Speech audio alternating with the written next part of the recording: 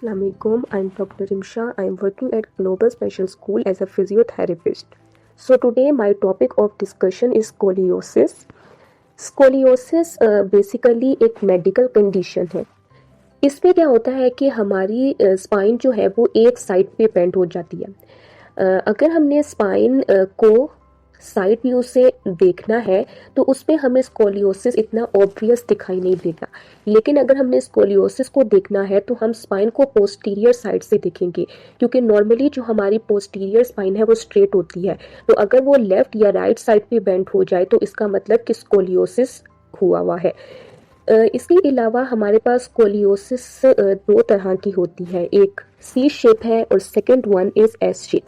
सी shape में क्या होता है कि इसमें हमारी स्पाइन जो है वो पूरी एक तरफ बेंड हुई भी होती है, लेकिन जो एस शेप है उसमें थोरेसिक पोर्शन एक तरफ और लंबर पोर्शन एक तरफ बेंड होता है. अब जो स्पाइन है वो उसकी दो साइड्स होती हैं. एक कन्वेक्स होती है और दूसरी कनकेव. जो बाहर की तरफ होती है उसको हम कन्वेक्स कहते हैं और जो कर्व अंदर की तरफ होता है उसको हम कनकेव कहते हैं. तो जो कन्वेक्स साइड के मसल्स हैं वो बहुत स्ट्रेच होते हैं, लूज होते हैं, जिसकी वजह से उनकी स्ट्रेंथ कम हो जाती है. और जो दूसरी साइड के मसल्स हैं वो बहुत टाइट होती हैं. तो हमारा जो मेन स्कोलियोसिस का ट्रीटमेंट है ना वो इसी के ऊपर डिपेंड करता है कि जो साइड हमारी लूज है उसको हम स्ट्रेंथन करेंगे और जो साइड हमारी टाइट है उसको हम स्ट्रेच करेंगे. इसके अलावा अगर हमें देखना है कि कौन सा स्कोलियोसिस ज़्यादा डेंजरस है और कौन सा नॉर्मल है और किस में हमें सर्जरी की ज़रूरत पड़ेगी, तो इसके लिए जो है वो बेसिकली हम कोप्स एंगल को मेजर करते हैं. कोप्स एंगल जो है वो हम एक्सरे के थ्रू भी मेजर कर सकते हैं. अगर ये एंगल 10 से 20 डिग्री के दरमियान होता है तो ये जो है वो नॉर्मली ब्रेसिस और इसके अलावा फिजियोथेरेपी ट्रीटमेंट से भी ठीक हो जाता है.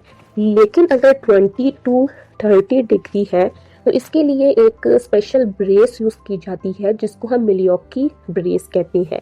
और अगर 40 डिग्री से ज़्यादा है तो फिर उसमें सर्जरी की जाती है ताकि हम उस कर्वेचर को अलाइन कर सकें. नेक्स्ट हमारे पास है कॉजेस में सबसे मेन कॉज कंजेनिटल है, यानी अगर कोई भी बर्थ डिफेक्ट है तो उसकी वजह से भी ये कंडीशन डेवलप हो सकती है. या अगर कोई भी न्यूरो की प्रॉब्लम है, मसल वेस्टिंग हुई भी है, तो उसकी वजह से भी स्कोलियोसिस डेवलप हो सकती है या पोस्चरल भी हो सकती है.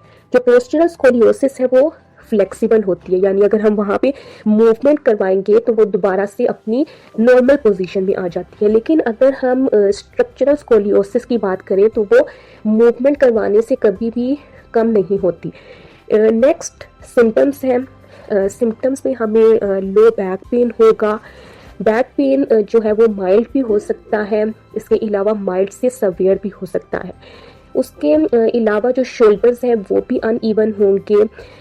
स्कैप्यूला में और अपर बैक में बहुत ज़्यादा पेन होगा. और कुछ पेशेंट्स ऐसे भी होते हैं जिनको ब्रीथिंग में भी मसला होता है, क्योंकि जब कन्वेक्सिटी आ जाती है ना तो उस साइड पे कुछ नर्व्स प्रेजेंट होती हैं, वो भी कंप्रेस हो जाती हैं, जिसकी वजह से ब्रीथिंग में भी कुछ मसले आ जाती हैं. नेक्स्ट ट्रीटमेंट है, इसका जो मेन ट्रीटमेंट है वो फिजियोथेरेपी ही है.